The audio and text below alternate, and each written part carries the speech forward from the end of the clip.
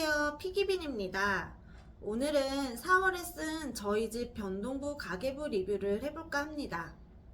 별도 영상으로 찍기도 했고 몇 번 언급을 한 적도 있긴 한데, 우선 저희 집은 초등학생 1명, 영유아 1명을 키우는 맞벌이 4인 가정이고요.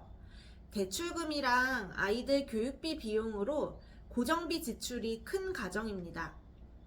고정비가 크다 보니 그 외에 줄일 수 있는 변동비 항목을 최대한 줄여가면서 생활을 하고 있어요. 저희처럼 어쨌든 소비를 좀 줄여서 생활하고자 하는 가정들에게 도움이 돼볼까 싶어서 한번 정리를 해봤습니다. 그럼 시작해 볼게요.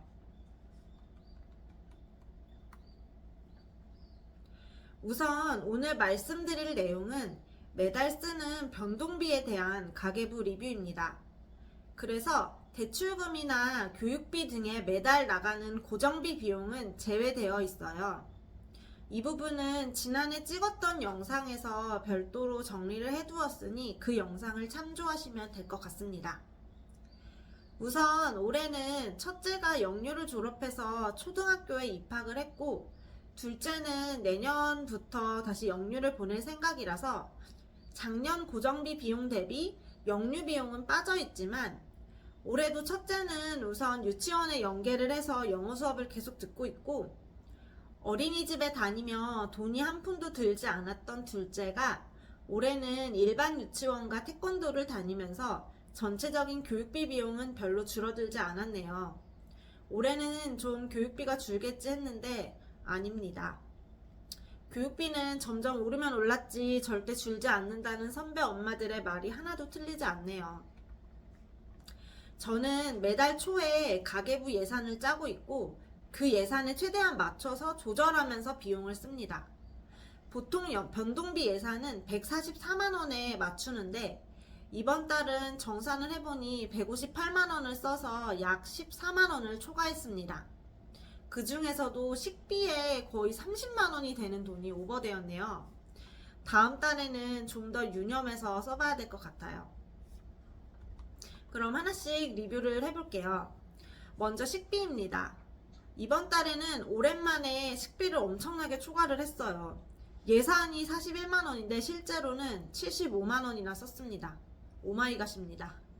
왜 그런가 하고 봤더니 역시나 이번 달에 장을 여러 번 봤습니다. 코스트코에도 몇 번 갔고 마켓컬리 주문도 몇 번 했어요. 아직 냉장고 퍼넣기 중이라서 고기랑 생선류는 사지도 않았는데 물가가 정말 어마어마한 것 같습니다. 오랜만에 네스프레소 캡슐도 6만원어치 샀고요. 그리고 이번 달에 결혼기념일이라서 가족사진 찍으러 나갔다가 오랜만에 외식도 하고, 동생네 가족들이랑 월미도에 놀러가면서 중국집에서 외식도 했더니 정말 식비가 많이 나왔네요. 5월은 가정의 달이라서 이래저래 돈 들어갈 곳이 많은데 신경 써서 돈을 써봐야 될 것 같습니다. 두 번째는 생활용품비입니다. 이번 달에는 세제가 좀 떨어지고 치약도 떨어져서 구매했어요. 화장품도 그렇지만 꼭 이런 세제류는 한꺼번에 또르륵 떨어지는 것 같아요. 그래도 예산 내에서는 잘 사용했습니다. 예산 10만원 중에 12,598원이 남았습니다. 세 번째는 꾸민비인데요. 1년 만에 옷을 좀 샀습니다. 아이가 1학년 들어가면서 학부모 총회도 있고 선생님 면담도 있고 이래저래 행사들이 많은데 맨날 똑같은 옷만 입을 수도 없고 옷을 좀 잘 안 샀더니 이제는 좀 필요해서 사야겠더라고요. 그래서 인터넷 좀 저렴한 보세샵에서 옷을 주문했어요. 그 외에도 화장품도 떨어진 것만 좀 샀는데, 사실 저는 꾸민비의 경우는 경조사비랑 같이 좀 비슷하게 관리를 하고 있어요. 그래서 작년에 썼었던 꾸민비 비용을 싹 더해서 그걸 월 평균 비용으로 나눠봤어요. 꾸민비의 경우는 계산을 해보니까 월에 한 10만원 정도를 사용을 하더라고요. 이 꾸민비에는 뭐 머리 하는 비용, 옷 비용, 화장품 비용 모두가 포함됩니다. 그래서 매달 10만원씩 별도 통장으로 이체를 해놓습니다. 이번 달처럼 이렇게 쓰는 달은 그 통장에서 꺼내서 사용을 합니다. 그랬더니 옷을 좀 샀는데도 어쨌든 예산에서 넘은 돈은 꾸민비 통장에서 꺼내와서 메꿔둡니다. 이렇게 돈 관리를 하면은 좀 매달 들쭉날쭉하게 사용하는 소비를 잘 정리할 수 있습니다. 아무튼 그래서 꾸민비는 예산에 맞춰서 썼습니다. 부족한 돈은 꾸민비 통장에서 메꿨어요. 네 번째는 건강입니다. 이번에 저도 좀 감기가 걸리고 아이들도 감기에 좀 걸려서 병원 진료받은 비용만 들었어요. 총 10만원 중에 46,451원 쓰고 53,549원이 남았습니다. 그 외에 교통비는 차량에 기름 넣는 데만 9만원 정도를 사용을 했고요. 남편 차량은 따로 회사에서 나오는 좀 비용이 있어서 그쪽에서 정리를 하고, 저는 아이들 케어용으로만 차를 써서 기름을 아주 많이 쓰는 편은 아닙니다. 그 외에 여행 모임 비용이나 문화생활 비용은 이번 달에는 별도로 사용하지 않았어요. 그래서 좀 다른 항목에서 오버된 항목들을 쓰지 않은 여행 모임 비용이랑 문화 비용에서 좀 채워넣을 수가 있었던 것 같아요. 마지막으로는 자녀 비용입니다. 자녀에게 드는 비용은 딱히 쓰는 데가 없는 것 같은 듯 한데도 계산을 해보면 정말 크게 들어요. 원래 예산은 20만원이었는데 무려 28만 5,350원이나 초과했습니다. 우선 둘째 아이가 좋아하는 전집을 중고나라에서 5만원 주고 샀고요.